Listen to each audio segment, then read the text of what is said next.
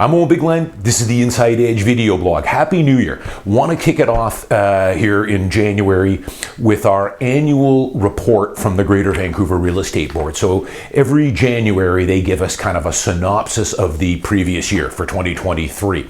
And I think this is going to probably surprise a few of you guys, just like I had talked about last month about the active sales to listings ratio still favoring sellers pretty much in every category except for the detached market.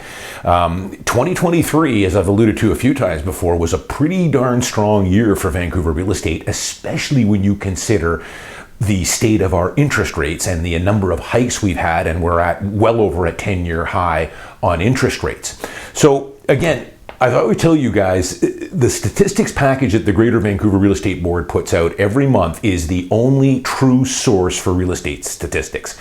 And I notice that some media outlets do post directly from the board's package that they put out. But anything else you see out there, I keep warning you guys because I see it all over the place here, it is not giving you the real truth on where the market is at. They cherry pick stuff. As Mark Twain would say, there's lies, damn lies, and statistics.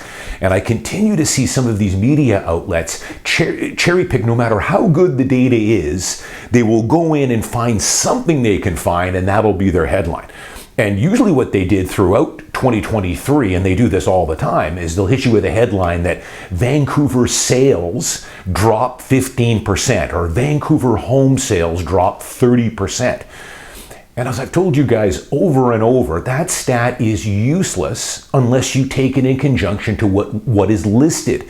And of course, for the last couple of years, we have had ultra low inventory levels, which I'm going to talk about in a minute. We're way below our 10-year average on inventory. There's not a lot for sale. So unless you take sales to what's been listed, the stat is basically useless. And I also tell people, other than realtors, the general public, who cares how many homes are sold every year? What most people want to know is pricing. What's the value of homes? Are they going up? Are they going down? Are they treading water? Well, I think people will be surprised that for 2023, for all market classes, prices for Greater Vancouver were up 5%. That's right. We had 11 interest rate hikes, well over a 10-year high on interest rates. And overall, when you look at all product classes, price increase of 5%. A lot of people are going to be stunned by that. If you watch the mainstream media, they tell you that this market's in free fall. So we've got, let me give you just the headlines here from a guy by the name of Andrew Lees. He's the Greater Vancouver Real Estate Board's Director of Economics and Data Analytics. Let me give you his little 2023 summary here. You could miss it by just looking at the year-end totals, but 2023 was a strong year for Metro Vancouver housing, considering that mortgage rates are the highest they've been in over a decade.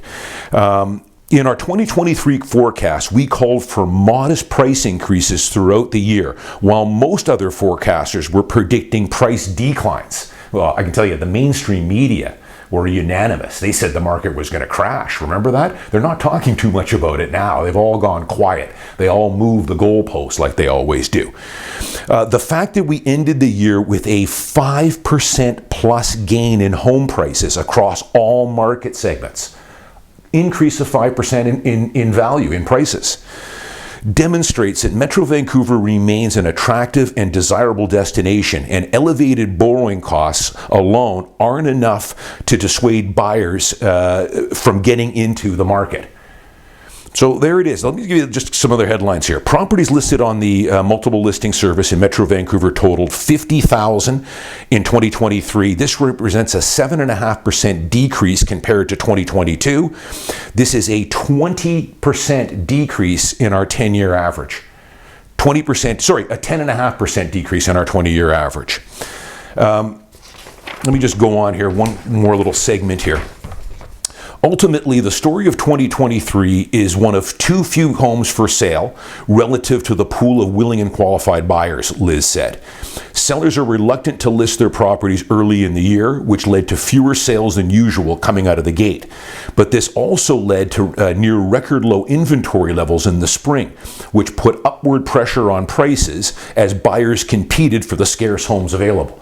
Well, that ties into to the Bank of Canada pausing interest rates very briefly in the spring, and the market went on an epic rip. Everything was in multiple offers at that point. And that's why, they still haven't admitted that they paused interest rates, which is not really surprising. It's just the way Canada is. Even though in the States now, they're pretty much indicated that they're going to pause, and interest rates are probably going to start coming down fairly soon in the US. They may or may not, but probably by summer. But of course, they don't want to give anyone too much headway or a promise here, because they know if the Bank of Canada came out and said we're paused officially, probably going to cut later this spring or summer, watch out. The little inventory that is on there, we're going to get it back into pretty crazy bidding wars. I'm already seeing early signs of that here in the last couple weeks of December, which was a busy month for me, which normally it isn't, and already here in the first couple weeks of January. So yeah, I think, sorry, but I'm going to get back to the thing. Looking back on the year, it's hard not to wonder how we've closed out, how we've been closing out 2023. If mortgage rates had been a few percent lower than they were, and it looks like we might get some insight into that question in 2024, as bond markets and professional forecasters are predicting lower borrowing costs are likely to come, with moderate rate cuts expected in the first half of the year. I'm going to say that that's probably going to be more like mid-year, but who knows? There's a lot of economists saying that rates are going to start getting cut this March or April.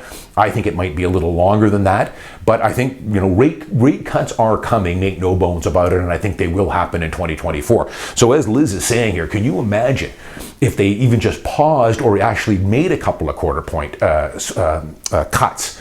The market would be on fire here. So, let me just finally leave you with here the stat that I like to use the best. I gave you this stat last month in early December, the active sales to listings ratio. The only market that's is balanced, and the low end of balance, is in a buyer's market, just barely, is the detached market. It's currently at 11%. Anything over 12 is balanced. Anything over 20 is a seller's market. But everything else, the townhouse market is at 18.7, so teetering on a seller's market. And condos now have edged up as well. They're at 19.6. So high-end balance, but we're teetering on still a seller's market. And I can tell you, if you broke that down to good quality one-bedroom condos or good quality starter level 2 beds in the Lower Mainland, we're in a seller's market for that. So paints a little different picture, doesn't it, than what a lot of people read or see on social media, that the markets are in the doldrums. If you've been watching my blog here all year or following me on Twitter, I've been saying that this market has been very resilient. I have set a lot of new high price records on a lot of my listings this year. In Richmond, East Vancouver, downtown Vancouver, Burnaby, I've got a whole bunch of them. That does not indicate to me that this market is in serious problems or in free fall like a lot of the media would tell you. So prices overall for 2023 over the entire market were up 5%, and most of that is because of extremely low inventory, very little for sale. Anything that does get listed that's good and priced right is selling very quickly. It's shaping up, I think, folks, to be a pretty strong 2024, as I said late last year, much to the chagrin of some people. I mean, there's still a lot of people on these chat boards, of course, they don't own a home, obviously, that still think we should be doing 2 or 3 more interest rate hikes.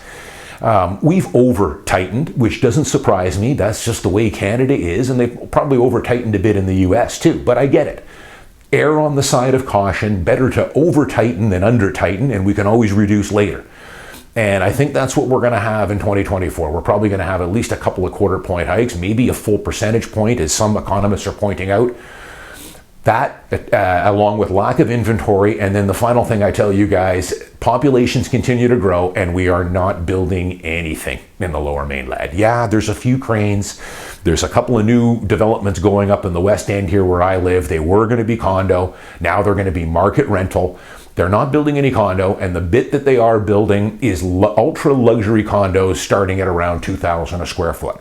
And when you can still buy a good quality downtown Vancouver condo, concrete, for $1,100 a square foot, $1,200 or even less, I think you buy it, live in it, enjoy it, renovate it if you have to, keep the damn thing and you're going to do fantastic, because that $1,100 a square foot is going to look pretty attractive 10 or 15 years from now.